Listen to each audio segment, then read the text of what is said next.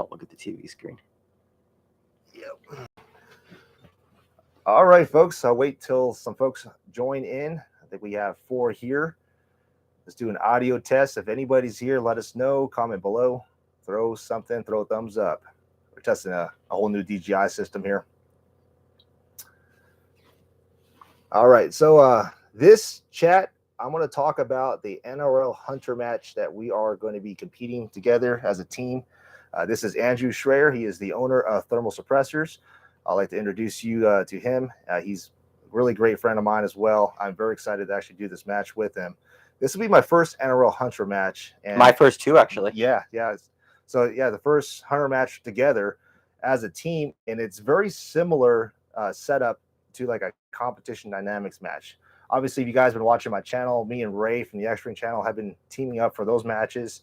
So I actually look forward to these kind of matches every year. Basically, these are the matches I always want to go to. It's a seek and destroy style match. You basically go to a stage and you're going to get told, okay, this is 2 targets, 2 positions, or 4 targets, 1 position. You have 6 minutes on the clock as a team, or it's usually 3? It's usually 4, but okay. We get when you're running as a team, you only get an additional 2 minutes because they expect you to do your target acquisition at the same time. Right. All right. So again, we're here in Paulden, Arizona. Gunsight is the place.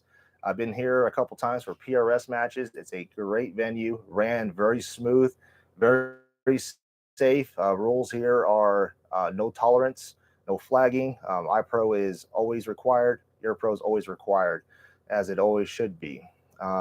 But we're camped out here at Gunsight, a great little RV. Yeah, we're just staying out of the cold. We got the heater on. Yeah. So I wanted to open up this chat for you guys to ask any kind of questions, gunsmithing, rifle builds, long range shooting, reloading. What our setup is for the for an event like this. What kind of gear we might have. Right. So let's introduce Andrew here. Like I said, he's the owner of Thermal Suppressors. He's located in Phoenix, Arizona. We are both running his can for this match. Oh yeah, so Kenny and I are running the Glacier 30 caliber can. It's all modular, titanium, interchangeable end caps, and something cool is mid-year last year we launched our muzzle brake attachment. So since the can's all threaded, we can just take the end cap off and run a brake that gives you some recoil reduction. So as soon as we were done, I had some prototypes. I said, okay, Kenny, I'm going to send you one. Give me an honest opinion. I'm running one I've only been running it a week. I'm going to send it to you. Tell me what you think. Right. And sure enough, he's already got figured out a way to, he's already got a way to test it, come up with a system. He's got a tape measure. He's figuring it out. And he says, well, it works. Right. So, yeah. So we're both running 25 Creedmoor. Previous video that I just did recently, you guys see my testing with that. We're both running 135 grain Burger hybrids. I'm pushing a little bit more velocity, which actually kind of helps us out as a team. Power factor plays a huge part in this match. There's a power factor weight or power factor rating that you have to hit, which is basically the bullet grain weight times your velocity. So you're pushing what, 28? 28. I chronoed in at 28.48. So my power factor came in minimum for the match for reloads is 380,000. I came in at 384. And I think we figured you were going to be. I'm pushing 2920-ish. So he'll be 394. So about 10,000 higher than me. So, yep.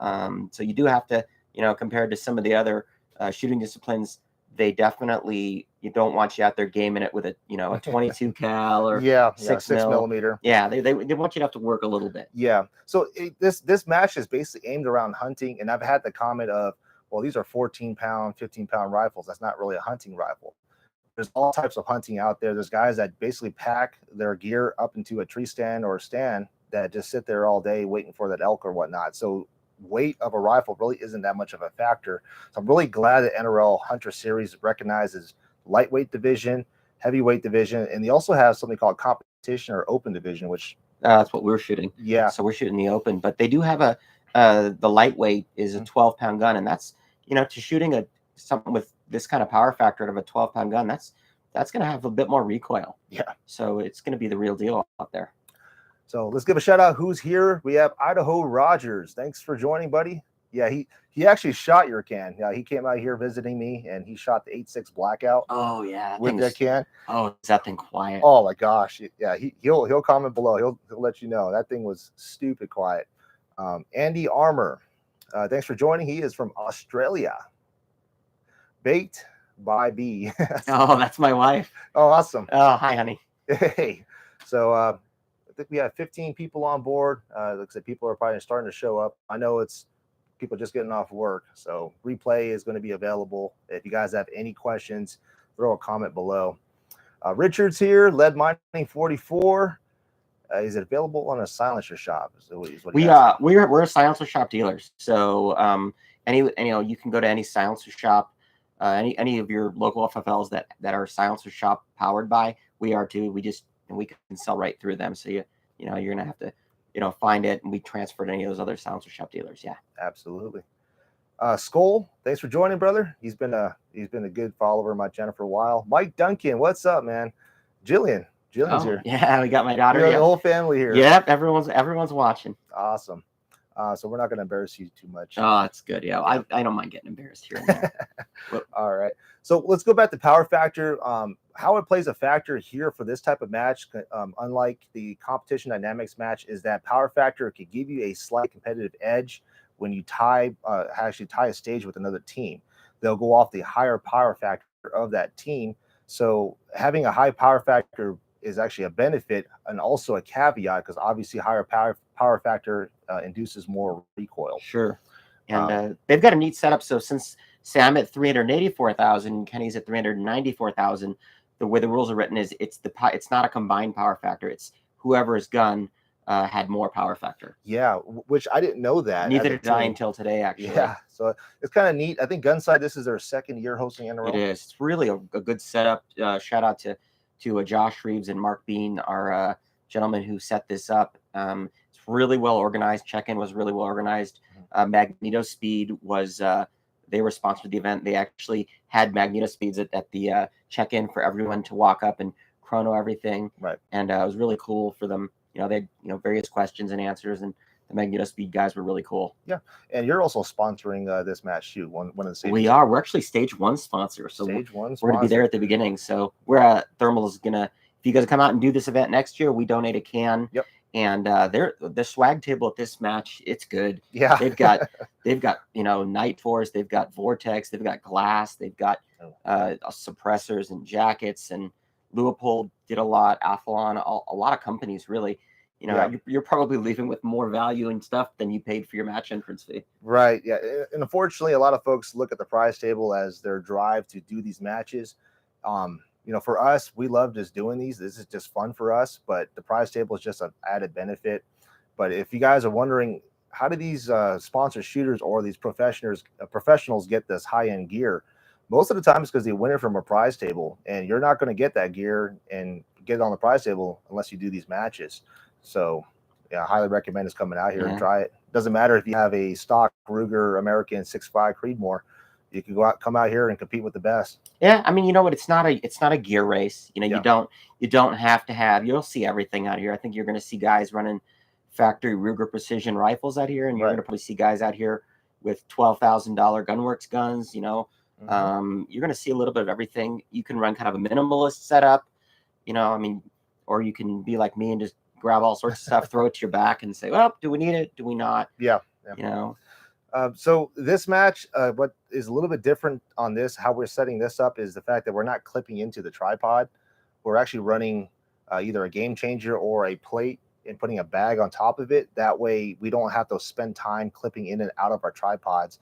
I have a feeling that most of these NRL matches, specifically this one, we may have to do a lot of tripod shots. Yeah, I mean, they're going to keep, they say that most of the targets are, plus or minus 2 minutes, but they're going to give us some smaller targets out there that, either you're going to be shooting prone or rear tripod support, just to keep you honest, to make you work a little bit. But I don't think all of them, they want to make it, they want the targets attainable. They want everyone to have a good time out here. If you're not making impacts, you're probably frustrated. And, I mean, we don't do this professionally, so we're out here to have a good time too. And they want you to do that. And they make it pretty realistic. It's not like a diamond out there. It's actually going to be a silhouette of like a coyote, a goat, maybe a ram, a deer, something out there, and they're going to hide it in the bush. So, like I said, this is a seek and destroy style match. You got limits. You'll probably come up to a stage. Well, how this basically works is you're going to come up to a pre-stage area. I'm not sure as a team or squad. Yeah, we're gonna be a squad of us together, and then Okay. that gives us all the time we want to answer questions. Yeah. And before we're live on the clock, so there's limits to what they will. When on the clock, there are limits to what we can ask. Pretty much yes or no questions. They're not going to say, is it between this tree and that cactus? It's more, is it, something to the right of that? Yes. Yeah. So they will give us some help. But it's just like hunting. The animals aren't telling you where they are. Yeah. You got to, you got to figure out where it is. Yeah. It's true marksmanship. So you're going to have a limit. You're going to come up to the stage. They're going to tell you you have 6 minutes. Your time begins now. Now I'm using an Apple Watch that has the precision match timer. I'll go over that in another video. But essentially, you're going to have a left limit and a right limit, and there'll be a designated spot or two, depending how many positions you have to shoot off of, where you basically sit your tripod there or your binos, and you should be able to spot either 2 or 4 targets. They won't tell you where it is. They're going to tell you how many targets they're at. Obviously, if you look at the terrain, if you guys look up Gunsight or Paulden, it's very complicated out here. There's a lot of sagebrush, things that can be hidden in the shadows. That's what I'm a little bit worried about. However, me and Andrew, obviously, we live here in Arizona. We're kind of used to terrain. I shot CD matches quite a bit, or the last three years. So I'm used to finding kind of where it needs to be. But essentially, when you get up to the stage, you can automatically eliminate. Okay. Anything outside of limiters. Yeah, outside of limiters. You see a berm that's like 1,000 yards. Maybe it might be a target out there, but possibly not. They're probably going to keep it up close. I'm going to assume 400 to 300 yards. Yeah, 300 to 400 to 700. We're going to see a lot of target engagements in those middle distances. Right. And as a team, since me and Ray shot this quite a bit, what I told Andrew here is that we're going to try to find a designated marker, landmark, or something to reference off of. And then if we find a target, we are going to basically walk each other in from the last target engagement. So that's essentially how we're going to play this. Time management is key. That's why it's good having a stopwatch. Yeah, I'm really relying on Kenny for that because he's done more of these time stages, and I'm more used to the PRS NRL 22 format where you've got 90 seconds, but you know where everything is in advance, and you could easily burn up all 6 of your minutes looking for stuff and not get any shots off. It potentially could happen. So well, we got a question here from Richard Arthur. Sorry about that. I mean to butcher your name. He said, how's it compared to the Maverick? You're talking about your suppressor, having pulled the trigger on that due to overall size. Oh, the Area 419 Maverick there's. Yeah. So I fiddled with that one a little bit. This brake is more designed. It's a bigger brake. The brake itself, the ports are bigger. They're spaced apart further, and the bore size is a little smaller. Typically on our cans, we run about 80 thousandths of overbore. With this, you're more like 60 thousandths overbore. So it's one of those. Really make sure that before you run our brake, or really any suppressor, but you really want to make sure that range rod your threads are cut straight. Your threads are cut straight, and that shoulder is square, because nothing is worse than taking a brand new can out and clipping the baffle. I mean, Kenny and I have both done it. I mean, it happens, but it's definitely not how you want to start your day. Yeah, but Andrew knows. That's why I told him, are you sure you want me to try out one of your cans? Because he saw the 8.6 blackout, the can I blew up, that Dead Air Primal. Yeah, and I says, well, I'll give it a shot. And I said, well, if we have to, we'll record if we have to. Yeah. But it's kind of being the benchmark. Subsonic. If you really want to see how good a can is working, subsonic ammo is a good way to do it, because you can get rid of that sonic crack out of it and just see how efficient it is at trying to dissipate all those gases and heat. Right. But I think it's going to be an advantage for us, Kenny, because we'll be able to communicate that much better over the sound of all the gunfire. So it's the best of both worlds. You have a muzzle brake that's built onto that can, which has tremendously reduced the recoil compared to just running a straight can. And on top of that, communication. We're able to take a shot and we could automatically start communicating. Hey, walk to the next target without having the ringing. Along a day match like this, all those shots can start wearing on you mentally, physically, and also just like kind of throw you off your game. So I think having suppress is perfect. It's going to help a lot. We saw typically in the a lot of the matches I shoot, the PRS type format, you don't see too many suppressors. No. But I can tell you from being out at the range this morning, I bet like a quarter to a third of the competitors were running cans. Yeah. And probably for the same reason we are. It just helps with communication and, not having to listen to the ring and, continuously. Right. There are a lot of people shooting it solo. There's about 20 of us shooting teams.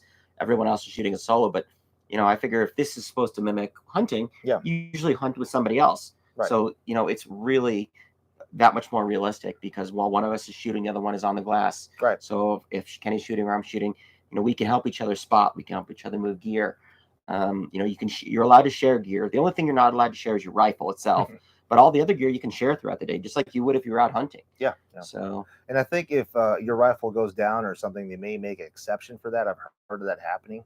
For instance, you got a firing pin that broke, something that disables your firearm. They may make exception to where at least your teammate can shoot and make up some points. I would think so. Yeah, I would think so. They want you, like they want you to come back. They want you to do this. This is right. This is recreation. They want you out here doing this. But you can get I've been told that these NRL hunters give you a lifetime full of hunting experience in a weekend. Yes, I mean, to shoot so many targets in such a short period of time in a weekend, you're going to be better.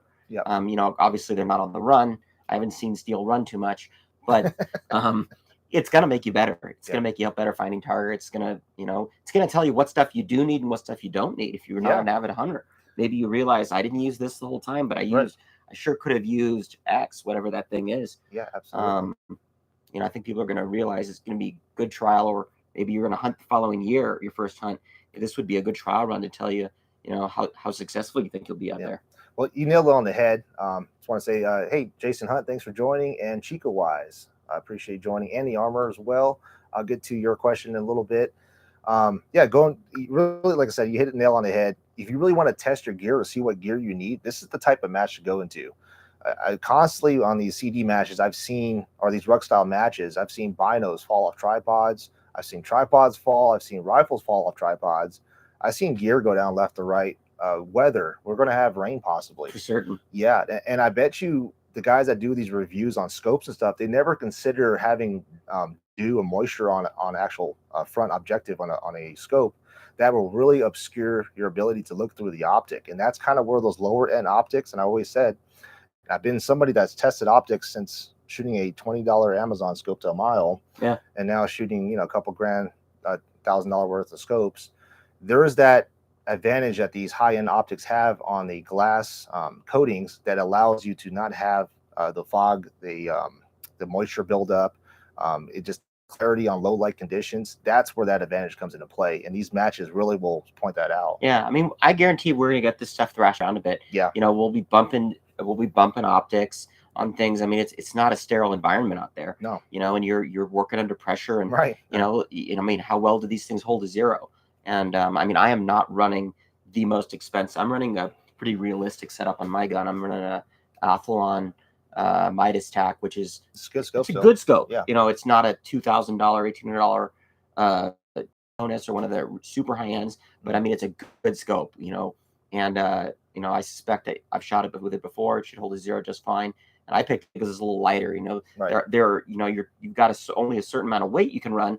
So you got to decide, well, do I want a bipod? Or if I go to a lighter optic, I can have a longer arc rail, or I want to have a little more barrel length, or I want a can over a brake. Right. So you got to kind of pick and choose your accessories on the gun for what you think is going to work best for you. So, I mean, that's the tricky part. Yeah.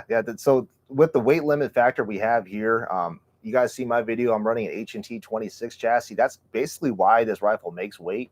It's basically a PRS rifle and a lightweight chassis. And my setup's pretty similar. Kenny and I are running the same barrels. I'm running an MDT LSS short one, but I've got carbon buttstock, carbon buffer tube, carbon grips. So, I mean, like I had to put that thing on diet to get it. And I made, you get it to 16-pound weight limit. That gun weighed 16 pounds, 0 ounces. Yeah, with the bipod. With a bipod on it. Yeah. So whether or not I use the bipod, I don't know. Yeah. But I get the feeling you don't need one, honestly. No, this match is mostly going to be shot off a bag. That's what I'm guessing. If it were a bipod or a tripod, I guarantee I'd pick my tripod over a bipod, because if anybody who's ever tried to hold binoculars for a long period of time, it puts a lot of strain on your eyes when it's bouncing around. And these targets can be small. That's what I'm afraid of. So I'm taking a risk and not running a bipod. I'm going to kick myself in the butt if I come up to a stage and my double pull Arca or my double pull Skypod would have been helpful. But I think we got a good game plan going. We're having 2 tripods set up, one situated low on the ground where I could get his squeeze bag or his pump pillow, get it behind me, fill in the void. It basically treated like a PRS match off a barricade or something. Use the other tripod as a rear support is probably what I'm going to use most of the time. I'm hoping that we could use some props like a tree stump. Oh yeah, a rock, whatever the natural. And there may be some requirements. There may be a stage where they require us to shoot off of some of these obstacles, because they do say when they give you a new position, that position is 1 meter, so right. It can't be 6 inches over. So if you're between 2 trees, you're probably looking at maybe off a branch, or between someplace different. And that can be sketchy, because if you're shooting in between 2 trees, you may have a limb or a branch overhanging that, and you hit that, it's going to throw your projectile off. So it's going to be fun. I'm actually really excited. We'll go back to Andy Armour's question. He says, your barrel length, does it affect power factor? Example, longer, more speed.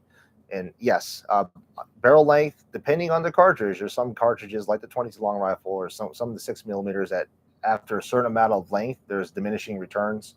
The 25 Creedmoor is a speed demon. The longer barrel, I think the longer you make it, just the faster it goes. Yeah, I mean, I'm running a relatively mild load. I'm at about 20, like I said, I'm about 20, right around 2850 with small rifle primer, and Kenny's running large rifle primers. So he found in testing that it gave him some pretty good velocity increases. But I've tested dope on this thing out to 1,380 yards. Yeah, and it still punches the plate pretty hard even at that distance.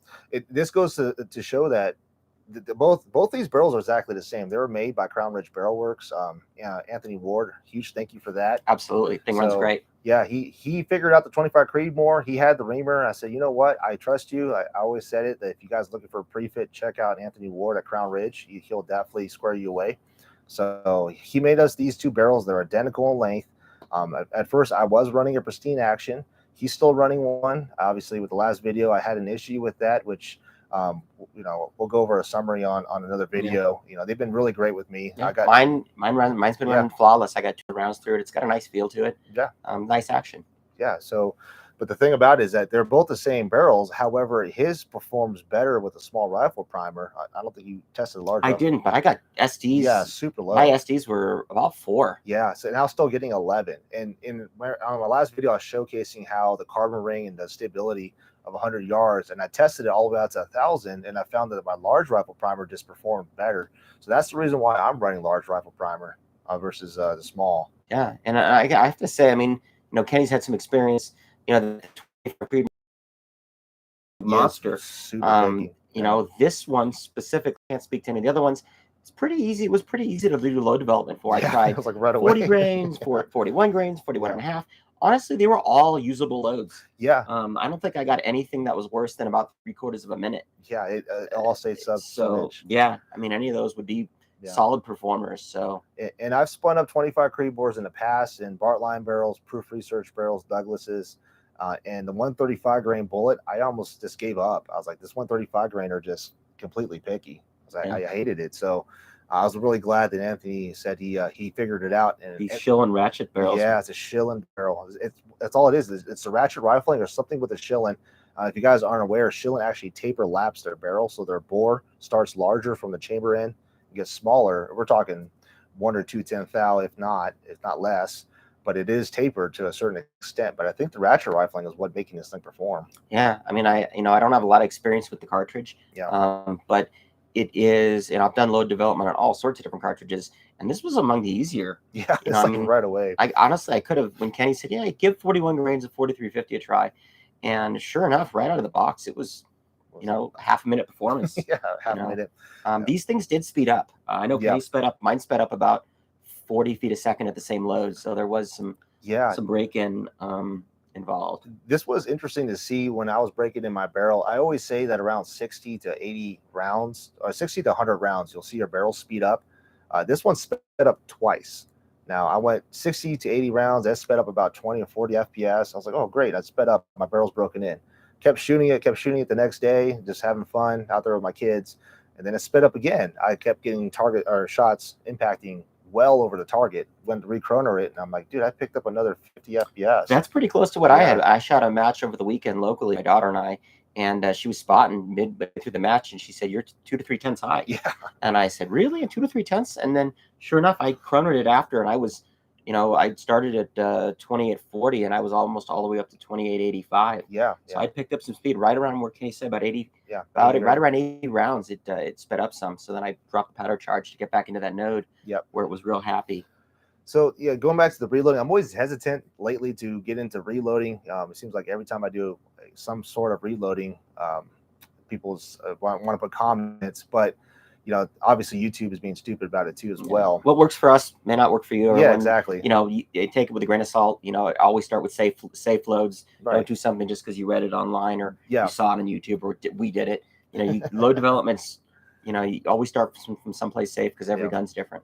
I really truly believe with today's technology and how tight production and manufacturing processes are, that half-inch is like the new standard. Which is amazing, isn't it? Yeah, like think about it as back in the day, maybe 15 years ago, where people are struggling to get that 1-inch group. 1-inch was like a phenomenal group.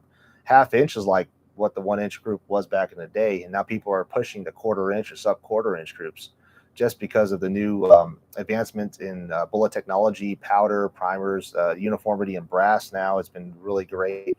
Chambers have been perfected. Barrels, same thing. The metallurgy in the barrels more uniformed and refined. So we're seeing these rifles come from basically 1 MOA down to shoot 1/4-inch. Yeah, by changing a barrel. Yeah, it's cool because it gives you a little more fudge factor for you the shooter. Because obviously that's the biggest variable is, the nut behind the trigger. Yeah. And the more accurate the guns are, the more fun we can have. Because we're the biggest variable. Yeah. So having built a lot of these rifles now, I could safely say from my experience that typically putting a good production barrel on there, a good chambered barrel, is going to save you more in the long run than you just trying to figure out your reloading. If you go ahead and just spend the money, like $300 or $400 on a barrel, and then start reloading for it, you're going to have better gains, in my opinion. You guys seen my channel, you've seen the previous videos I've had taking a Mossberg, just a typical Mossberg Patriot ATR that shot 308 like crap, stuck on a Douglas barrel and was out there shooting a mile. Savage 110, I started off with that thing, shot pretty damn good with the factory barrel, swapped in a different barrel on that thing, a 6 arc, and was able to do the 300-yard egg challenge. So it's just consistently, along with all the rifle builds that I do, I rebarrel work. Every time I put a good barrel on there, I've seen those things perform right away. Yeah, it's you could burn half, you could burn half a barrel out trying to get one, and then really still not be entirely happy with it. And it's rimfire too. Yeah. I've struggled with, I think the first rimfire we started with was a Ruger Precision rimfire, and I struggled with that thing. And Kenny said, "I'm telling you, barrel. You gotta go to a high performance barrel." And as soon as we did, man, what a difference that makes. Actually, I just tested his CZ before I came here. I built a couple CZs on. That's what kind of took me longer to get here, but I tested it, and it put out a one ragged hole, like one of the best 5-shot 50-yard groups I've ever shot. So yeah, I contoured it up and sent it to Kenny, and I said, "Gosh, I checked it. It doesn't have a lot of run, and I think this might be a good one." And he's like, "Well, we'll know shortly." Yeah, we'll see. Yeah, I showed him the picture. He's like, "That's 5 shots." I'm like, I thought that was 1 shot. And then he tells me, "No, that's 5 shots." That's 5 shots. It literally looks like 1 shot. It really does. I'll post it on Instagram. Probably brag about it here. But that was one of the best 50-yard shooting groups I've ever shot. But it goes to show, look, a good quality barrel, somebody that at least knows what they're doing. I'm always striving to learn and improve. It shows that, hey, you're going to get the performance. So there's a lot of guys that are kind of stuck in the old way of reloading. Okay, I'm going to get grandpa's old 30-06, and I can get that thing to shoot 1/4-inch. Maybe once you'll be able to get it to shoot 1/4-inch. Is it a consistent 1/4-inch gun? More than likely not. So and some of these cartridge designs are just modern cartridge designs are just better. Yeah. It's just there's more availability of brass. They're more efficient in how they burn powder. You can look at what you can do in a short action now. Yeah. What you used to need a long action for. Yeah. Long action performance and a short action with less recoil. Right. It's same thing in anything manufacturing processes. It just modern materials, modern machines. it definitely makes a improved difference. big time. So yeah, like I said, a good quality barrel. You take into account of the amount of powder it is nowadays. Primers are hard to find. All the money spent just trying to get your rifle to shoot versus just buying a quality barrel.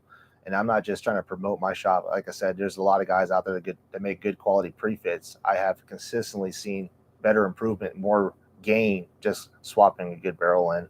So essentially, that's what we did here. We built these rifles in 25 Creedmoor. I pretty much almost gave up on that cartridge until Anthony called me and says, "Hey, give this a try." And damn thing's a shooter, man. Yeah. Well, I mean, we're running, I would say, just about the lightest thing you can and make power factor. Right. So the minimal amount of recoil with the best BCs, since they don't, on a reloaded cartridge, 6mm won't, no matter what you do, even a 115 DTAC at the speed limit at 32 and a quarter will not make power factor. So you're not making it with the 6mm. You gotta have to go to either 25 or 6.5, or there's guys going to be shooting. I'm sure there'll be some 7 rim mags out there. A few guys who are hell bent on destroying their shoulders, but right. A little bit of everything. You know what we're going to be doing tomorrow, because neither one of us have shot one of these. Yeah, so we never shot. The way it's set up, and just looking at some of the videos and talking to folks, it's like I said, it's very similar to the CD matches. That's why I could kind of share my experience that way.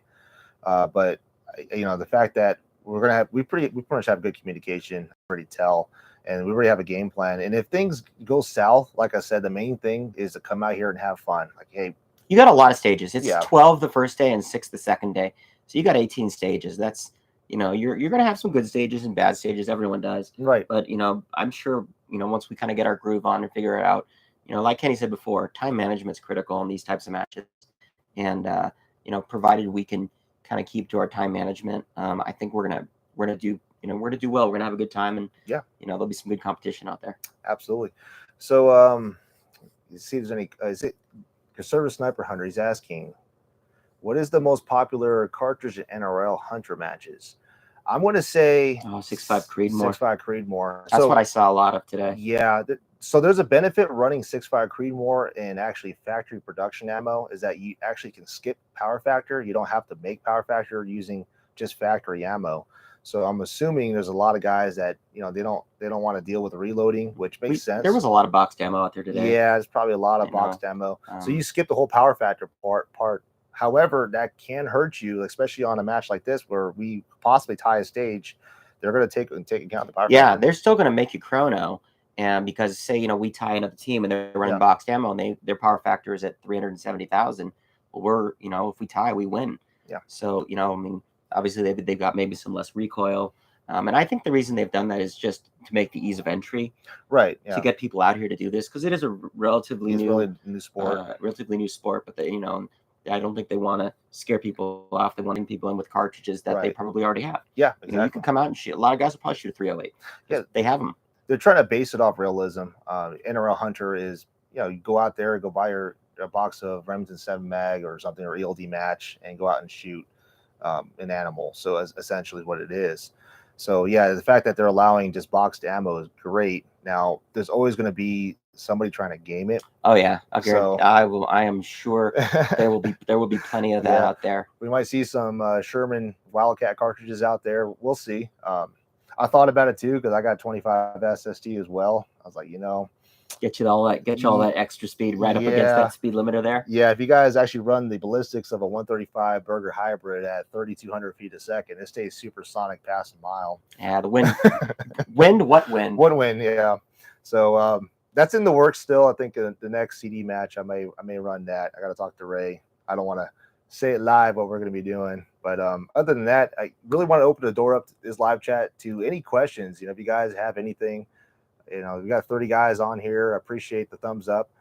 And if you guys are wondering about reloading or just in this match in general, thermal suppressors, you guys have any suppressor question? Yeah, we can answer any questions. But I feel like this match specifically is tailored well for guys who want to run cans. Because you can run a team and it gives you the communication factor, but you're not taking nearly as many shots back to back, so you don't have to worry about maybe overheating like you would at a PRS match, or sticking the gun through a barricade box. Yeah. People are concerned with cans about the maneuverability. With this, that's not as much of a factor. It's more real world scenario. So yeah, so we actually talk about your background. You started off as in PRS shooter, right? Yeah, my background is PRS Mhm. and hunting too. But I'm it's kind of matriculated into trying new things, and that's really what this is. And when I told Kenny that they were doing this, he's like, "Oh, that's just like that's like the CD format. You're gonna like that." Yeah. And he was like, "Yeah, let's do it." Yeah. And And this was a discussion with my good friend Ray. I just saw him jump on board. What's up, Ray? And basically we discussed like there's a certain type of shooter mentality that PRS shooters have. They're very like I'd say they're planned, they're methodical in how they make their movements. They're it's a type A. Yeah, type A style person. They want to know where their targets are at. They want to know where they're how far they're shooting. They want to know their dope. This is more improvisational. Yeah, this is pure marksmanship. That's why I love this match. You don't know. And this is going to show what you don't know and how bad you can shoot. Yeah, or how well you can surprise yourself. Yeah, exactly. But it'd be a lot. That's the part that's like real hunting. You're out there, you're got an elk tag, and you're 7 miles from your car, and you realize, it starts raining. It's definitely a skill set I think everybody should acquire, and confidence to know that, hey, my gear, having my bino and 4 rounds of ammo in my rifle, I can go out there and confidently say I can make an impact at 800 yards on a 3/4 IPSC target or an animal or something. I think it's really big matches other than, oh, what's your win call? Oh, what'd you hold? Playing the PRS match game. This is blind, so we are squatted like you would be in other sports, but everything, it says very specifically in the rules, they do not want you talking about how this is going down between your squad mates.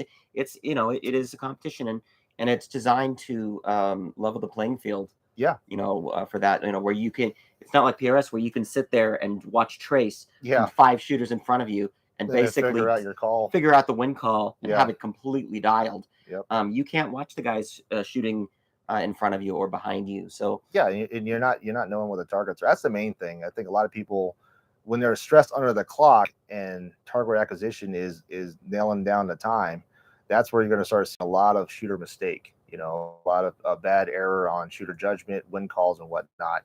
Like I said, this is what makes it realistic. This is, I think more PRS guys should give it a try. The guys that are always shooting PRS matches, give one of these a try. It's going to make you a better shooter. If you're, I guess, one of those guys that are just want to be told what to do or where the matches are at, I understand. Those are type A. Yeah, but sometimes it's good to get outside your comfort zone. This is way outside my comfort zone. I mean, I watched other YouTube videos to see what other people were doing, and everyone really had a lot of people had a different plan of attack. Yeah. I mean, some people were running real minimalist. Like I said, just a backpack, a gun, a tripod, and binoculars. And other people, they had, everything but the kitchen sink in their setup. And I think you could probably do it any way you want. Right. Just remember, anything you start the day with, you finish the day with. Oh, absolutely. Yeah. So exactly. if you packed 60 pounds worth of gear and 14 peanut butter and jelly sandwiches, you better eat them. Yeah, we're gonna eat them. So another thing different about this match is that there's actually a makeup shot for each target. Now you actually get more points on first round impacts, but you do have one makeup shot that you could take and still get at least a point at least. Yeah, that's nice. I mean, I think that's another one of those. We want everyone to have a good time. Yeah, because it gives you a chance to get your win calls a little bit. In our case, a lot bit, because whether I shoot first or Kenny shoots first, in all likelihood, whatever is going on with the wind, probably be the same or at least close. So you might want to think of it as sacrificial, but it's not really, because it's, in our case, it's a combined score. Yeah, we're not being scored independently, we're scored as a team. So I don't really look at it as sacrifice. I look at it as it's a combined effort. So whatever it takes to get us the maximum amount of points. If me missing a couple shots means Kenny can make all 4 first round impacts, well, it's worth it. Yeah. And this being a 2-day match, now me and Ray shot these, and I was giving him kind of my experience is there's a couple stages that they may throw in there, and it's not one of those stages where I think you should just go and just knock it out and get your full value points. I was telling Andrew here that we should take our time and actually center up our shots and get our dope down. That's kind of a good hint to kind of share with you guys. Like, look, if you come up to a stage on one of these ruck matches and you see a target that's, a 10-inch plate at 200 yards, take your time to get a good shot placement, and you can actually use that just to figure out is your wind call dead on? Is your dope dead on? That way, at the other stages where you got like a piano key or something super small, could really have helped yeah, you. that's a drop point. You know, in the long run. I mean, they let you do a 0, but they don't allow you to proof your dope out here. So obviously the ballistic, the barometric conditions are different. Yeah. Kenny and I are lower altitude. I expect our DA tomorrow to be somewhere in the 3,500 to 4,000. I'm in Phoenix. My DA's this time of year typically around 8,000. Yep. So it's definitely going to be different. Yeah. And that's one thing that kind of goes forth with the reloading. Just because you got a really tight load and you shot out to 1,000 yards, if you want to know what your rifle and your cartridge could do, you should be going out there at least in the morning or afternoon or something where temperatures are different to see how temperature stable your powder is. You could also simulate this by getting heating pads or getting a cooler and putting ice. Yeah. You might find that everything feels great in the morning and you getting bolt lift in the afternoon. Exactly. The temperature can vary. We're in the desert or the mountains. You could see 30, 40 degree temperature variation, and kind of brings you back to, even if you maybe don't have the very, very best load, picking a powder that might be more temperature stable might be in your advantage. Yeah. And Ray, I know it sucks chasing dope. Day one has always been like just a bad juju for me, at least, or having something wrong that I'm just 2/10 over for some reason. What the hell's going on? And that's kind of where, from the experience now, that okay, I know since testing this reloading, which I haven't showed them in my video, the whole thing would have been like a 3-hour video, but basically I tested that load in the early morning when it was like 36 degrees outside. How stable was that? Or versus the afternoon when it went up to 68 degrees, that was a 45 degree temperature swing. My dope risen almost 0.2 at 1,000, all the way down to 300 yards. Everything was hitting high. So it's really good. Little detail that will really help you out in a match like this. You really have to trust what you're seeing. I mean, you see that something's going under a target, going over a target, but that's not what my dope card says. You have to realize that that dope card is accurate at in under those conditions, not necessarily the conditions you're at. You have to say, okay, everything seems to be a 10th or 2 off. I'm going to have to add or a 10th or 2 or subtract a 10th or 2, even though your dope card says something. You got to go with what your eyes are telling you. Yeah, and as a team, this is what's really beneficial. Like I said, you come up these stages and you got a target that's right there. Take your time on that one and figure out where it is. Another thing that I've always had a question of is a Kestrel. I think a Kestrel has been, I'd say, kind of a crutch for a lot of guys that bring that and rely on that Kestrel. And on this kind of match, you're not going to have time to spin up a Kestrel. Kenny and I are both doing pre-done dope cards. In my case, per Kenny's suggestion, I printed out dope cards for 1,000 yards total. Yeah, 1,000 yards from 200 to 1,000, and then air density starting at 3,500 all the way up to 5,500. And honestly, it wasn't that big of a difference. Yeah. On the long pokes, 700 to 1,000, it was a little different, but being able to pull that dope real quick and just write it on an armband or with a grease pencil or a expo marker, that saves a lot of time. I mean, the time it takes you to go through Straylock or your Kestrel, right? You don't have that kind of time. No, and the benefit of us both running the same cartridge, though we're different speeds, we're only about a 10th off of each other. And honestly, anything within about 650 yards, it's exactly the same. So that's a really good benefit. Yeah. So and our wind holds will be the same. Exactly the same. That's going to be a big advantage. Yeah, absolutely. So like I said, I'm really excited on this. I think we're going to have a really good time. It's going to be a learning experience, and I'm going to try to share with you guys. I'm trying to get some stage footages. I'm not going to do just like a match footage like most people do. I think what I'm going to do on this video coming up is I'm going to take some stages and I'm going to talk about what I could improve on. Obviously, this is where you guys come in hand and you guys could comment and say, hey, you could have done this, or you could have built this position better. That, I think, to me, comments like that, videos like these that get put out, open suggestion, helps build this community. It makes better shooters out there. I mean, really, we want everyone to come out and do these types of things. I mean, it's all, you can't, maybe you're not gonna be able to make 1 million of them every year, but if you could come out and get 1 or 2 of these in a year, you're going to be a better shooter. It's going to bring your shooting skill set, and it's going to certainly help for hunting. Especially Ken and I were talking, out in Arizona, we don't get tags every year like they do in Michigan or some of those places. So I didn't get a tag this year. I don't know if you got one. No, I did a couple years ago. I ended up this is as close to hunting as I'm going to get this year. Yeah, exactly. I'm excited to have it. Yeah, we're still hunters, right? Yeah, we're hunting steel coyotes. Yeah, X-Ring said, don't show putting a suppressor on. Yeah, he got a strike, I think, on that one. Oh, really? Yeah, so he called me the other day. Hey, you got any videos of you putting suppressors on? I'm like, that's like every other video of mine. Yeah. And I'm like, really, dude? Yeah. Make sure you clean that carbon off the shoulder of that barrel before you tighten the suppressor on. With freaking YouTube, Yeah. though. YouTube's getting really strict. You can't. I didn't know that you can't put suppressors. So I was actually looking at some of my content.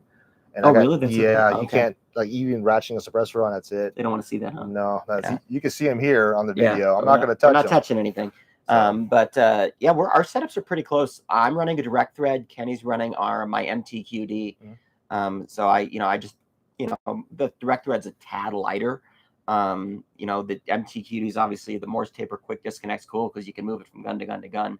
A little bit heavier, but his setup's a little lighter than mine. That Hunt 2.6 chassis, almost a pound lighter than my setup, and mine's pretty light. Yeah, that's a remarkable chassis. That thing is amazing. Yeah, I love the ergos on it just because it's carbon fiber, especially in the cold weather. I'm not having to grip a steel barrel. It's gonna suck.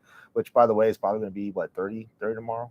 I think I saw 28 for the coldest, but it'll probably get up to almost 60 during the day. So that's a pretty good temperature swing. But we're gonna get some weather.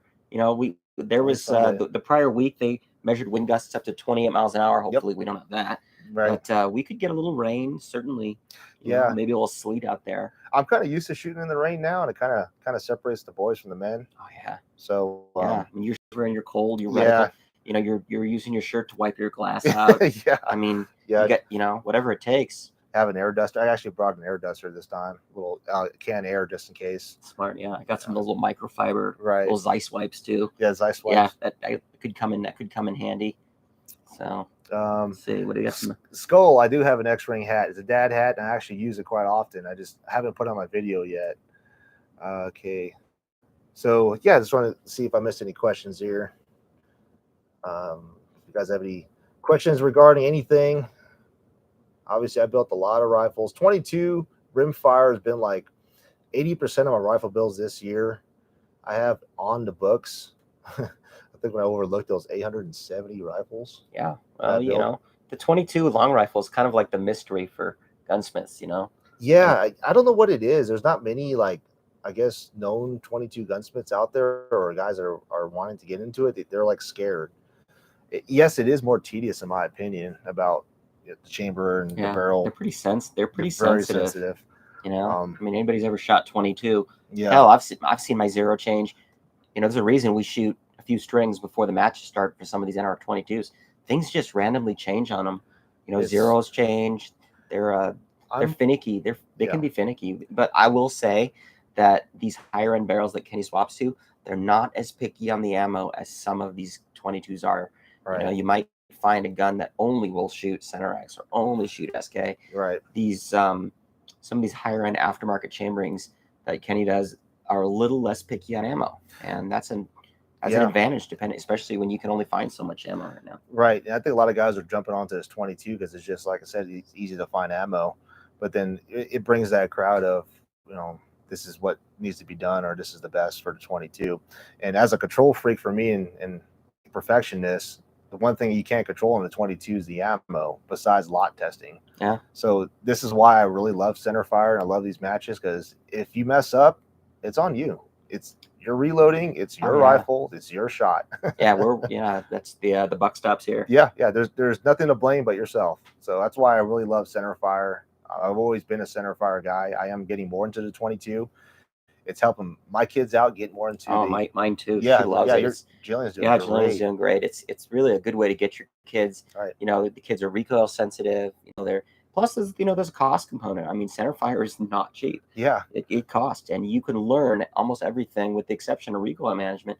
You can learn all those same marksmanship principles with an air gun or with a 22 long rifle. And I've seen your kids shoot. I mean, they're good. They're doing well. There's no substitute for practice, and it's certainly a lot easier to practice with 22 than with center fire. Yeah, absolutely. An hour. If you guys have any questions, comment below. If you guys are watching this on a rerun, definitely throw a comment on there. Like I said, I'll try to do my best to come back and answer that. Obviously, this community is just great. This community we have is what makes us great all together. Is that you could answer a question and somebody may know the answer. I may not know the answer, so I always ask you guys. But hopefully, after you guys see this, and we'll be able to give you some footage actually Yeah. while we're shooting it, you'll get a chance to go do this. Right. It's really very new. I don't know how long they've been doing it. A few years, maybe. Arizona really doesn't have a lot of last matches. year was the first Ghost Hunter. The one that we're shooting was last year, and I understand it went off really well. This match sold out in like a week. Yeah. It sold out really quickly, and everyone wanted to do it. We got some Burris guys. The Team Burris guy is going to be here. I think Colin Fawson is here. He would be a guy to be wary of because he's a good shot. I've seen him. We don't really know what our competition is going to look like. Winning is always fun, but having a good time is most important. Yeah, realistically, since this is our first time shooting together and first time shooting an NRL match, I'm just hoping to place top 50%. Oh, that'd be great. Yeah, I'd be happy. That'd be great. Consistency is key. So yeah, hopefully we'll be somewhat consistent. Our choice in gear is pretty good, right? I think, and So he's running the pristine action on his. We did have an extra bolt just in case, since I had my issue on mine. And talking to Pristine, they've been really great in customer service. They sent me 2 bolts right away. So I'm still obviously letting him run his action. Is still I know so far it's got a good feel to it. There's a little bit more pressure when you're resetting the cocking mechanism on trigger than I'm used to from like an Origin or other, but it does have that, it's got that multi-lug design, which 6 lug like an AI. It seems to work. Really well. Right. It has a good feel when you're cycling the bolt. So that's all. Those are all nice features. And the extraction has been perfect. I haven't had one issue with a single case extracting, and the feeding's been perfect. So those are all positives. Right. And this is kind of the benefit of me going to these matches, because not only do I build these rifles and recommend certain actions or certain parts, I'm actually a competitor as well. I think it's what kind of sets me aside, that the fact that I actually test every rifle, and then I'm going to basically go to these matches and I'm going to figure out what works. If someone's recommending me an action, like there's a new American a rifle company action coming out. It's like $899. Okay. I think it's called something Deuce could. It's some weird French name. I'm gonna check it out at SHOT Show. I was recommended that action by at least 10 people, but I won't know. Is that something I'm gonna put my name brand on? I honestly won't do that unless I go to these type of matches and put it through its paces, because that's where you're gonna see things fail. Matches like this where you have the elements, you're in stress, you're rocking that bolt fast as you can, probably. You're in a ruck match or you have dirt, debris, and all that getting into it. That's where you're gonna see these type of gear fail. So, but it's that's real. I mean, right. these things don't work.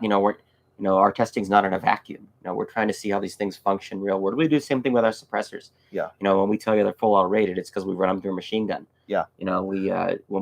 People want to know what happens if you shoot a 308 with the 22.3 end cap on. Well, I did it on a private range. Yep. It's violent.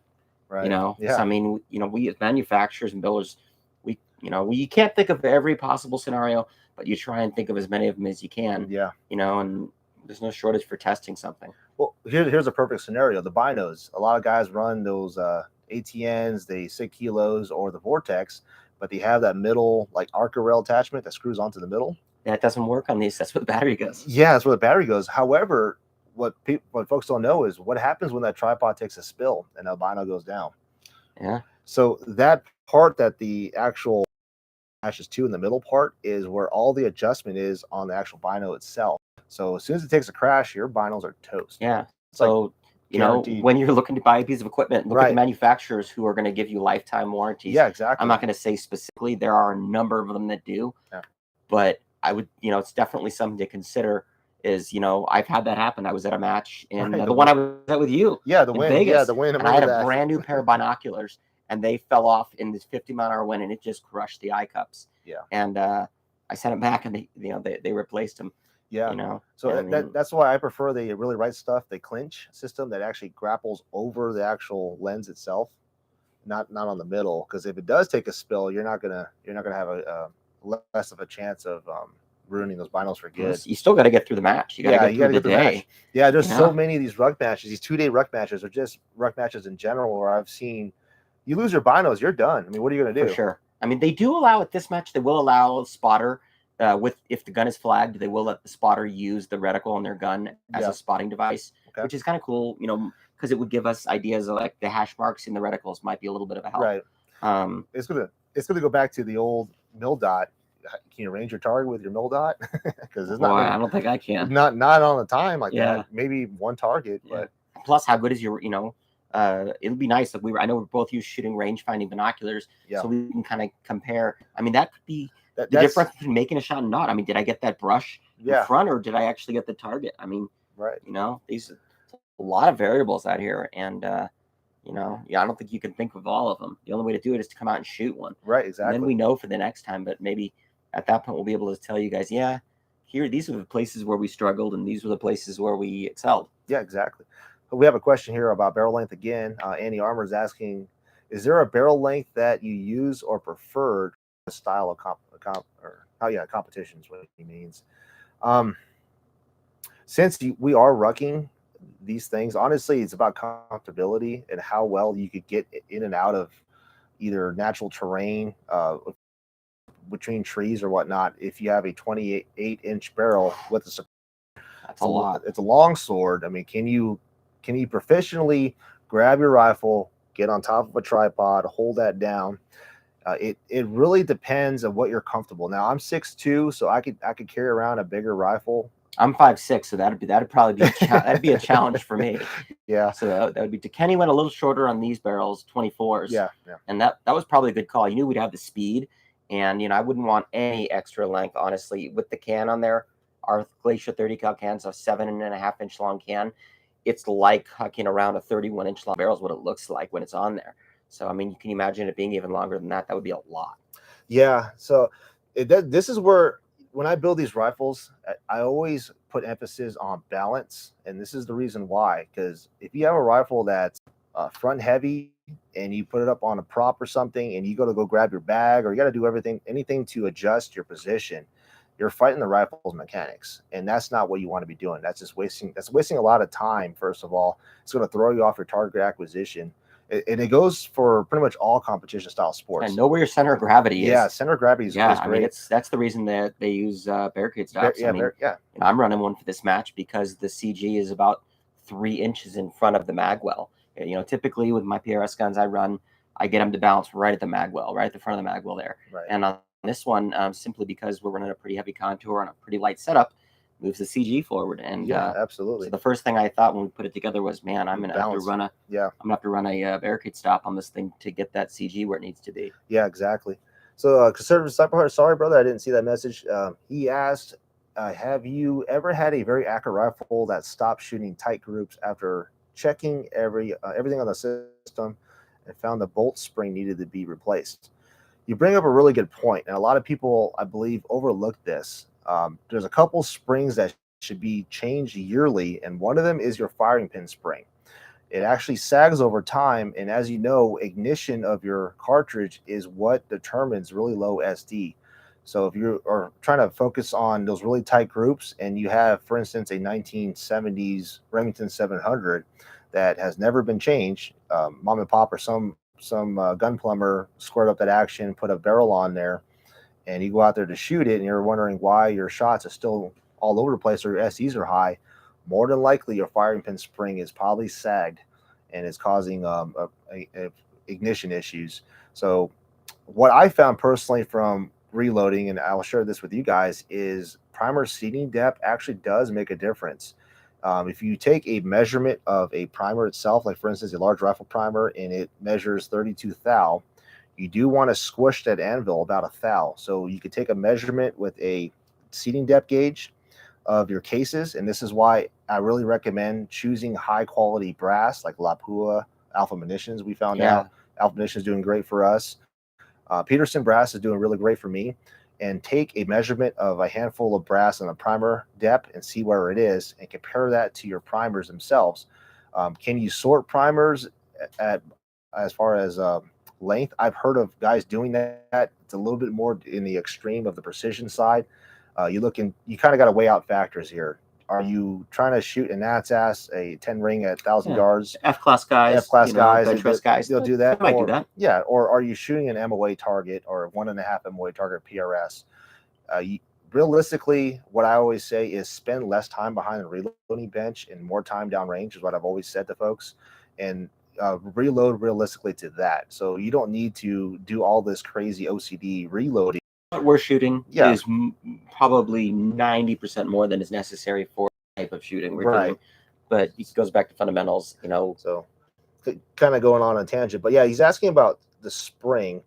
That's the only spring I've had to replace on a center fire. It is mostly that and also the ejector. Over time, with hot loads, if you are pushing max pressure quite a bit, if you have a typical push feed style extraction system with a spring-loaded ejector, that will tend to fail. That's just constant maintenance. I think if that's going to be your competition rifle, you should at least have spares on you just in case you have a failure in the field. Weather does play a factor. If you go to really cold, then all of a sudden your springs will break. That's a possibility. And also over time, if it's just within a year, I make it a habit for me to change out springs every year. So that's just what I do. The fire pin spring and the extractor spring, if you have one. That's a great question, though, CSA Service Sniper Hunter.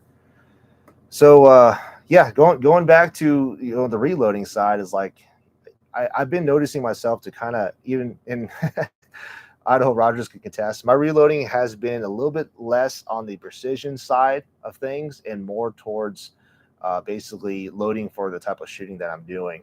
I'm going out there loading on a progressive press now on 6 arc and going out there having fun. Creedmoor, any of the stick powders, I still hand trickle. That's one of the things I pay attention to. And I still use $8 press or $8 scale. I'm not using any of those high-end A&D FX 120s. Or I used it, in our CBS, a basic trickler, but I mean, I'm not using a $1,500 setup for my powder weighing either, just simply because for the type of discipline we're shooting, I don't think there's any benefit that could be used for more projectiles, more this, more that. So we got a donation of $5. Mickey holla. Appreciate it, Rick. Thanks, man. Thanks for joining. So yeah, you don't really need really expensive reloading gear. I've actually went down that rabbit hole and learned the hard way of buying all this reloading gear. And I'm running a rock chucker still. Yeah, rock chucker. It does just fine. Just single stage press, man. And honestly, consistency is key. Good quality components. If you're gonna spend anything money, honestly, get good brass. Yeah, it's first thing I would buy, barrel right away. Mm-hmm. If you have a production rifle, barrel. Next thing you're gonna buy, just a good single stage press. Third, obviously your components, and then the fourth would be just a good consistent scale. Like I said, I'm running an $8 Amazon WowE scale. Unfortunately, they don't make them anymore, but it's consistent. Yeah. And you guys have watched my channel. I have no problem staying single digit SDs and making impacts. But I have fought with brass on occasion. Like Lake City brass, certain brass where you think you're doing everything right, and all of a sudden you get some great groups, and then the groups aren't that great. Yeah. And you start weighing cases, and you start realizing there's a lot of variation. And, variation in case means variation in pressure, which means variation downrange. Yeah, Dave is saying the Forcer press. I love the Forcer press. I run a Mech Marksman. That's what I love. I know Idaho Rogers has that too. And actually, talking about brass, this is what I emphasized in my last video. Was the brass that I originally had was shot out of my original 25 Creedmoor. And I had a couple guys are saying, well, you could resize brass and reuse it on a different rifle. And what I try to show is that, yes, you possibly can. However, these are matched chambers. If you guys actually take measurements towards the base, if someone knows how to chamber a rifle right, they're going to use a solid reamer holder, or they're going to have less run out on the rear. And that chamber dimension is going to be more tighter. It's going to be tighter overall. So what ends up happening was I shot this particular 25 Creedmoor brass out of a different chamber, which was a little bit more on the back end, and which causes the web of that actual cartridge to expand more. The full-length size and die will not actually full-length size that all the way down. Most full-length size and dies doesn't go all the way to the case head. No, it doesn't go all the way to the case head. So that expansion, that's actually where the most pressure is on a cartridge, doesn't get resized down. And also there's also brass springback. So even if it does size it down enough and gets it to that area, there's so much brass around that area that's going to spring back to its original dimension. And that's where I had an issue with that pristine action of mine, was that brass that was fed from another rifle, a different chamber. That action itself didn't have enough like a mechanical leverage, what we call primary extraction, which will break the case loose from being fired in the chamber, and that was causing me to smack the bolt up, and that's why I had that failure. But yeah, I had a couple individuals that are saying, no, you could definitely resize brass and reuse it. Okay. It's yeah, but there's so much brass availability now. Yeah, it's like you don't have to. I mean, you can. Yeah. But like I just went online and said, okay, let's see what that's out there for 25 Creed brass. We had small rifle, large rifle. Yeah, brass was available Peterson, everywhere. Alpha. It was, we had any number of choices, and you think, well, am I saving a lot of money? Well, maybe you're saving some, but your time is valuable. Yeah, exactly. And if you can just, take that right out of a box and it comes annealed and ready to rock, it's just one less thing to do. And that's what we're doing here. Like all my match ammo that I have here, since this 25 Creedmoor is chambered right at minimum SAMI, is brand new. I haven't shot it, not even first firing. Is it going to suffer a little bit in SD? It might, but I'm still hovering around the single digit mark. And realistically, for these type of matches, you just need to hold a 1 MOA gun. Now these things shoot about less than half, but with brand new brass. But how I look into it is brand new brass is more of a reliable. You have brand new, that's not going to cause any issues with maybe a possibility of you not fully sizing it correctly or whatnot. Sure. Yeah. So that's how I look at it. And this is perfect. This is the reason why when I chamber rifles, I chamber it right at the minimum. If you think about it, brass and your full length size and die alone is meant to size everything down to the minimum spec of that cartridge. So minimum expansion means more brass life, better fitment of brass in general, better overall performance of your load. And that's why, I have no problem holding single digits. Skull's actually mentioning in there, he's saying, I've always kept the brass with the rifle it was fired from. That's actually a good idea. And I think Kenny's mentioned that before. Yeah. Especially if you've got a lot of, let's say, 223 Remington guns, keep your 223 Remington gas gun brass separate from your bolt gun brass. Yes. Every chamber is a little different. Yeah. How it beats on the brass is different, and you probably get more performance from your gun and more performance from your brass. Yeah, absolutely. Brass it is metal. It does have a memory, and you'd be fighting that the entire time. So yeah, the nice part about head stamp brass is you instead of having a 6.5 Creedmoor, that's a 25 Creedmoor. The fact of having head stamp brass is kind of nice, especially if you're tumbling it all together.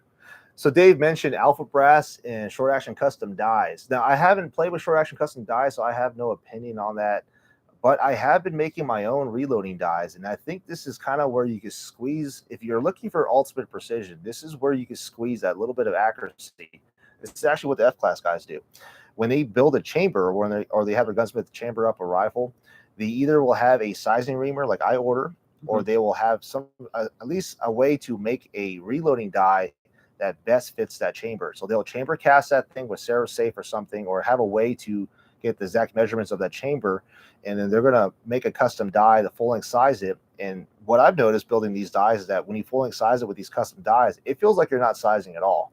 But you take measurements with the micrometer, and you're going to see your 5/10 thou, your 1 thou. So you get really minimal brass? Yeah, just barely. It's like, and I noticed this. My best reloads have been with a 6x47, or actually, no, it's a 6.5x47 with a custom die that I made. And I could confidently brag that thing will stay 2s and 3s and SDs all day long. However, focusing on SDs at 100 yards didn't really say much. I've actually played around with DTACs and found out that it didn't perform very well at 600 yards. So I started looking at, okay, let's look at the 109 burgers. I started looking at bullet tipping, and this is for F-class bench rest. I haven't done any of these videos, but I've shot a couple F-class 600-yard bench rest matches and was shooting a 6.5x47. And started noticing, there's a huge difference with custom made dies. SAC dies, same thing. If you guys, I want to say, get bought into buying these really expensive dies that are coming out, you got to think about it. What dimensions are they making that die to? Especially if it's a SAMI cartridge. Yeah, they're going to go to SAMI spec. The question I'd ask you is, your rifle that you're using that die on a SAMI spec chamber, and how confident is that chamber made? Usually production chambers are made with a floating reamer holder or they punch them through. And there are tolerances in these SAMI blueprints. There's a lot of tolerances. So those dies are gonna, what I say, oversize your brass. It's going to make it work. Is it going to give you a better performance? More than likely not, unless you have a chamber designed around what that die resizes for. So being in the manufacturing side of this now, I'm seeing both sides. Honestly, I really think those reloading dies are just a selling point. I'm running regular Hornady dies. Hornady dies, yeah. You know, I mean, but it doesn't mean you're not going to have to be a little tricky. You know, the dies we're using use a neck sizer. Right. And I sized mine down with a 282, same as you were using. But then all of a sudden, even though it shouldn't be, my neck tension was a little higher than I wanted. Right. But a 283 die didn't give me enough neck tension. So at that point, it was, I took a mandrel and I opened it up just a little bit to try and get that neck tension right where I liked it. And wouldn't you know it, those SDs went from 8 to 4. Yeah, exactly. And the only change I made was that neck tension. The neck tension. Sometimes that's all it takes. Yeah, there's a lot of factors involved in reloading, and that's where I said I'm very hesitant to now share my reloading because it seems like everybody has their own way of doing things. It's just as much as there's as much art as there is science. Yeah, it sucks because there's so much to it. The main thing is I could confidently say I have no problem holding or building a rifle and reloading for it. I've reloaded for so many rifles I built last year and have consistently held half inch or better. So I'm doing something at least correct. I've actually had a question here. Go back. I think somebody's asking me if I want to build my own action, and that's actually in the works. I'm only 4 years in business now. I'm expanding shop, and I'm hoping to bring in a Haas ST10. And I do have a 22 long rifle action that I designed and 3D printed. It actually works.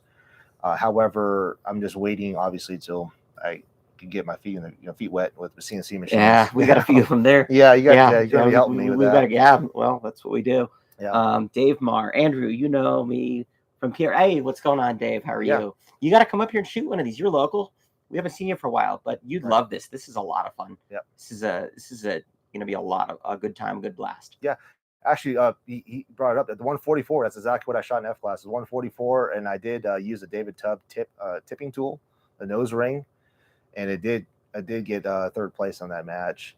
I had another question here. Yeah, it's skull actually perfect. If we mentioned this, I believe I built him a rifle. If you are having a gunsmith or somebody builds your rifle, they should know the dimensions of that chamber. Meaning, if someone builds you a rifle and chambers that rifle, they should know what reloading die best matches that chamber. I've always said this to folks. So if you guys are wondering, okay, but for instance, 6 arc, I'm building you a 6 arc rifle. What reload? You should ask your gunsmith, what reloading die should I buy for this? So what matches this chamber? I'm going to tell you it's going to be the Redding die, and the Mighty Armory die. From experience, I know that those reloading dies will resize that brass exactly where it needs to be for my chamber.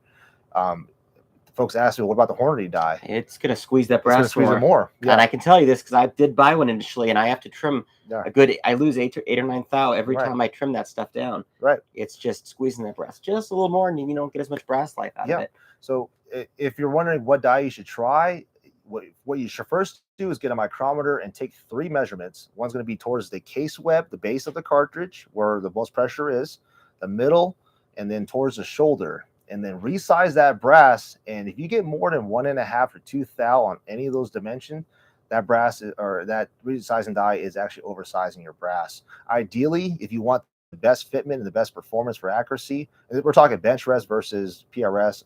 Obviously, PRS you want a little bit more forgiving because of reliability. But we're talking 5/10 thou, maybe about 1 thou. If you get around that area, then that's what I've seen really good performance in that brass. This also goes to show that if you spend the money on quality brass, you're going to get more consistent results on your resizing as well. And that's going to contribute to downrange performance. Okay, so we have a lot of people. We got 34 guys. Nephew said he bought a Forster 6.5 Creedmoor fulling size and die and cannot bump back the shoulder of his fire cases. Okay, I've heard of that happening. And the one thing I would say that suggests a CHH, Conservative Sniper Hunter, just have him check his chamber with a go gauge. If it can't pass a go gauge, and if it passes with a go gauge with some bit of force, then that chamber is under headspaced, and that's probably what's going on. Yeah, we knew these 25 Creeds we got They were right at minimum. Like, Yeah, right at minimum. I ended up with my alpha brass. I bumped it about 2,000 just to make sure everything, this is not F class. I want to make sure that everything feeds well out there. So, I mean, I'll always opt for a little bit of a shoulder bump, not because I think it's more accurate. It's just aids in feeding mostly. It's, I know Kenny's done a lot of testing. Yeah. You don't need to bump your brass like that, but for the type of shooting we're doing, yeah, exactly. It helps. You don't want to have to force anything, and there's always a little bit of variability in cases. But I can tell you that alpha brass, man, wow, was it consistent? Yeah, I was really surprised. I mean, I checked a lot of them, and then eventually I stopped checking them, like, and they were all exactly the same. So so real nice. Yeah, we're bumping brass. I'm getting back into ELR. I have a 33 XC that I plan on building and getting that out to 2,600 yards. Hopefully, my goal is 3,000. But how I reload for that kind of precision is I don't personally bump back. I bump right to 0, if not 5, 10 thou. But that's just my own personal preference. These kind of matches, you hit a nail on the head. You don't want to be rocking your rifle. That's the reason why we bump a brass back. For just PRS, makes everything easy. Yeah, if you're on a barricade and you have to take a shot, the last thing you want to do is trying to close your bolt down, and it's super hard to close, and you're getting yourself off target. So, bumping brass back, I've always had really good luck with PRS as well. You certainly don't need to bump it a lot. Yeah. I bumped 1.5 thou. That's plenty. Yeah, 1 or 2 thousandths. And then people always ask. I had another. Actually, I could bring this up if we're actually a little bit over. But finding jam points always been a struggle for people. I've had a lot of people ask me, "What's your best method for finding jam point?" And lately, what I've been doing, and actually the last year, is on a fresh barrel before I even put on the action. I will actually seat a bullet and I'll plunk it into the actual chamber. It's kind of weird. I have to show you that. Yeah, I've never seen that. Yeah, so it's different. So I'll seat the bullet. I'll keep seating it until it feels like it just lifts off easily. I'll plunk it. I'll be able to lift it off. If I feel any kind of jam on there, that means I'm touching the land still. So I'll keep seating the bullet lower and lower until it actually just allows me to pluck the bullet out. And that's what I call touch or touching the lands. And then I work 20 thou from there.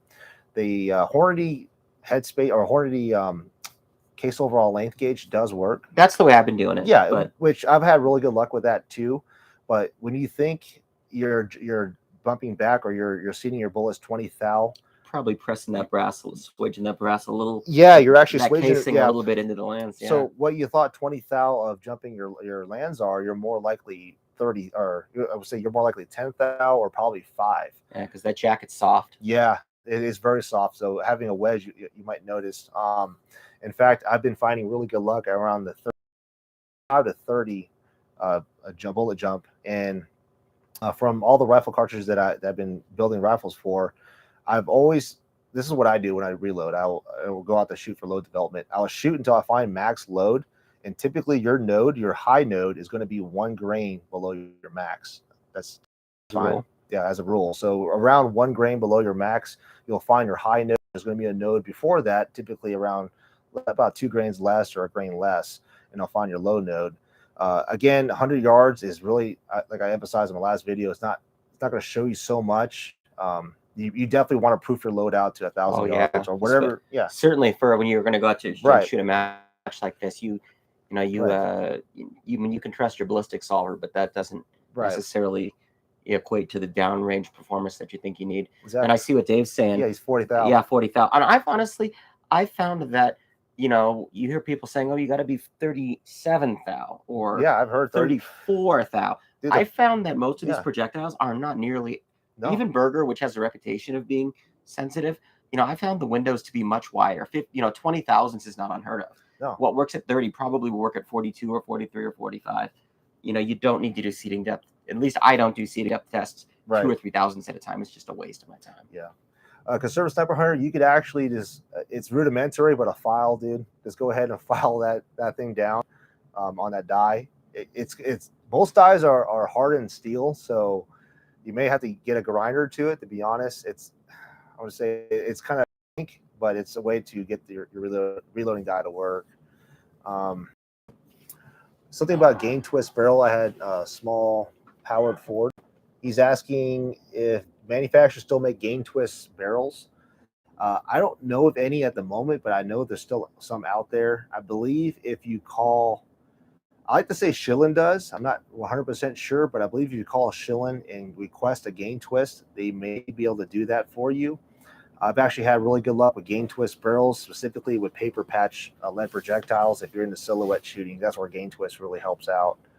Yeah, you got to burn a few thou in the throat during a match. Yeah, exactly. So that's another thing too, knowing exactly where you were when you first started, and on your full length size or on your cartridge overall length, and then seeing where you're at, chasing the lands, chasing a node, however you want to interpret that. It's definitely you're chasing accuracy is what you're doing. Finding out, okay, I need to now put my bullet out a little further. As you obviously increase your bullet overall length, you're going to decrease or you're going to increase the case capacity and lower velocity, so you could potentially need to bump it up 0.2 of a grain. So how I find out if a barrel is going to be a barrel burner is after 10 shots, can I hold that barrel near the chamber? And if it's heat soaking and I can't hold it, then I know for sure that barrel is going to be pretty much a barrel burner. So far, this 25 Creedmoor I think is in between. I'm going to guess right around 2,600 rounds. We'll see. That's one downside to this chamber is that we're already kind of like a worn out chamber. Yeah. We're pushing max overall length. I think we're only 20 or 30 thou before we can't use mags. So that's something. And actually, some of them, the MDT mag I grabbed, the hybrid mag, was 2.80, and we're running a little bit longer, about 70 thou longer than that. I couldn't get it to feed through there. So you're going to have to, definitely something to consider is, is it going to work with the mags that you're running or for that setup?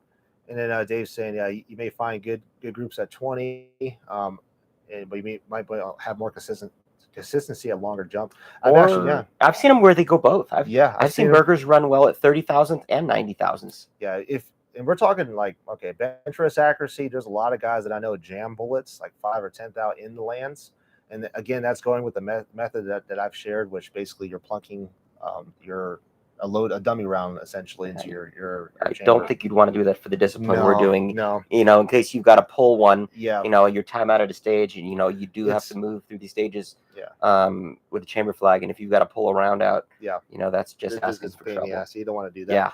So like I always said, keep reloading simple. For what most people typically do is we're typical target shooters.